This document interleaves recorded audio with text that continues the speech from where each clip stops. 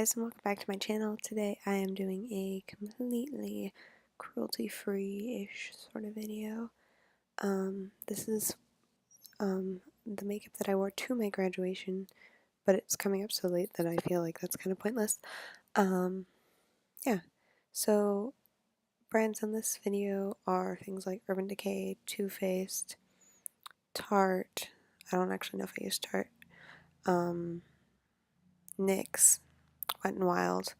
Those are some of my favorites. I'm using a Too Faced eyeshadow palette.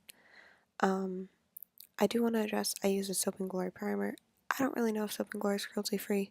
They don't say very much. Casually scratching my ear, that's a little weird. But yeah, so I wanted to talk today about why I am not cruelty free. And why I'd like to be. So for me, being cruelty free has always seemed very limiting. And recently I realized it's not as limiting as I thought. This video was actually kind of eye-opening because I was able to use a lot of my favorite products. Not necessarily drugstore products because the major drugstore brands, Maybelline, CoverGirl, L'Oreal, Revlon, Rimmel, all those aren't cruelty-free, but like my favorite ones like Wet n Wild and NYX and ELF. ELF is another good one. Are. So yeah, that's good. But then at the same time, there are things like Ipsy bags, which are not cruelty free, that I really enjoy receiving, and would rather not miss out on because of that. So at this point in time, I'm not cruelty free. I would like to be. I don't think that animal testing is a valid thing to do to an animal. But at the same time, it doesn't fit into my life at this exact moment. Now, in a couple months, I'm moving away internationally, not going to have any access to Ipsy bags or similar subscription products. And maybe at that point in time, I will become cruelty free. Something else I kind of want to address briefly is the fact that NARS just became uncruelty free. I don't understand why you would do that. It's obviously like for marketing and for more people to buy your products, but as someone who is a consumer, I love NARS products. Well, I love some of them break me out, but the ones that don't, I like. I really enjoy their Sheer Glow foundation. It's one of my holy grail foundations, and I would appreciate being able to use it, but I'm hoping that a decrease in business will really help the community, help them realize that being cruelty free is a better way to go. So yes, that is my stance on that. I'm going to try to, from this point on, buy mostly cruelty free things. Obviously Ipsy bags are out of that, but I am only getting those for, it's June, 2 more months. So yeah, and I'm sorry I sound kind of weird in this video. I just woke up and I'm trying to be kind of quiet because everyone else is still asleep. So, I don't really have anything else to say on that front. I would like to hear your opinions on cruelty-free versus not cruelty-free in the comments below if you would like. Also, what do people count as cruelty-free? Because for me, cruelty-free means that that brand itself does not test on animals. Some people think that brands that are owned by brands that test on animals should be considered cruelty-free. I think that that is A, too limiting, and B, kind of like, if you support if a company owns 4 brands, and you support one of those brands that is cruelty-free, and the other 3 aren't, then the company's going to get the memo. Like, if one of its brands is doing way better because it's cruelty-free, that company will just be doing way better. So I'm just kind of rambling on. But that's my opinion on that. Here you get to see me doing my foundation for like forever. When I filmed this was actually the morning of job training, so I then went to work for 8 hours and had a very full cake face of makeup because this was the kind of makeup that I do for photographs. So yeah, this is what I wore to graduation. It looked great in photographs. The Wet n Wild photo focus range is great. It's drugstore. It's cruelty free and it does not flash back at all. So yeah, that's one of my favorite ranges.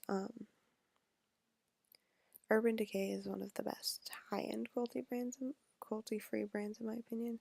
They've been cruelty-free since the start. It's obviously like not a marketing thing for them. So here I am using their Naked Skin Concealer. That's one of my all-time favorite concealers. The shade Light Neutral works for me when I am tanned. The shade Fair would probably work for me other times. Haven't actually bought it. Probably should, but I also own too many concealers. So yeah. So this is kind of a more photograph-based makeup. It's not going to look natural in person. I will give, like, there's quite a lot of foundation on. But this foundation looks beautiful in pictures, and my graduation photos turned out good. Yeah. I don't really know what else to say.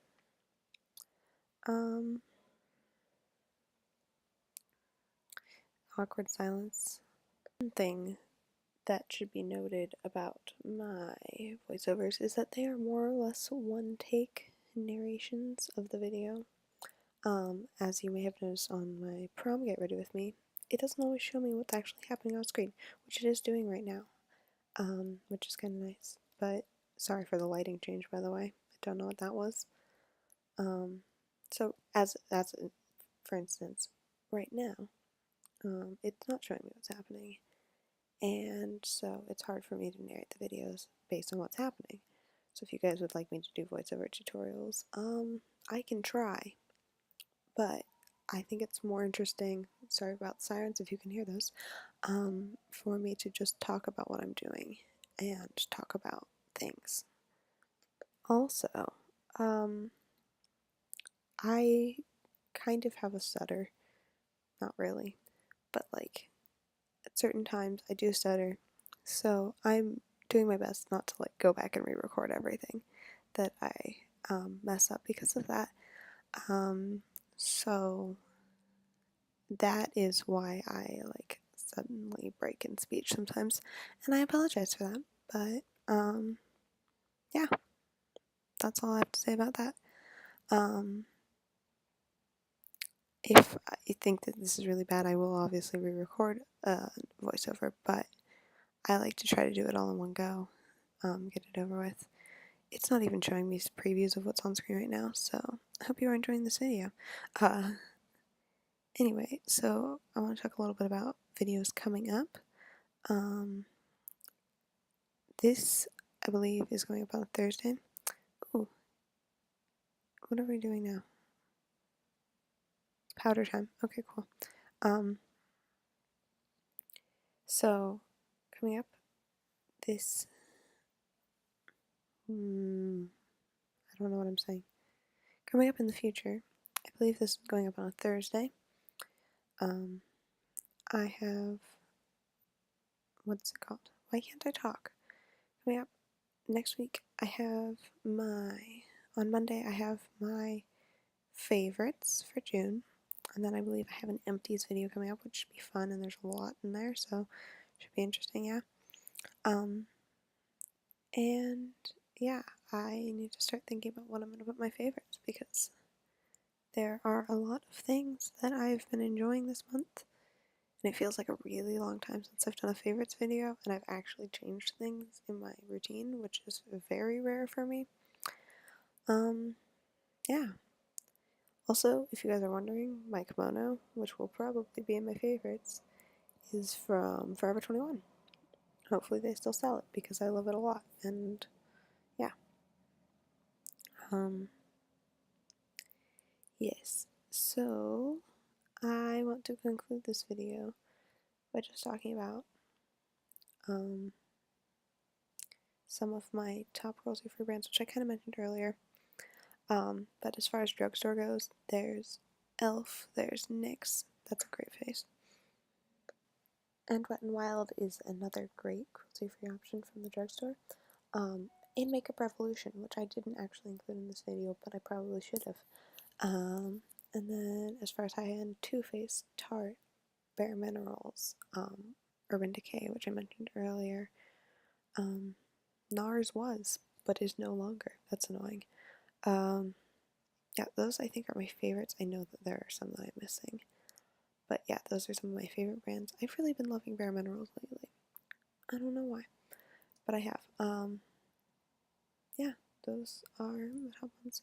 And I'm just using rose water spray to, finalize that. Oh, Essence is another drugstore brand that I kind of forgot about. Good one. Used a lot of their products. And I will see you next time. Bye!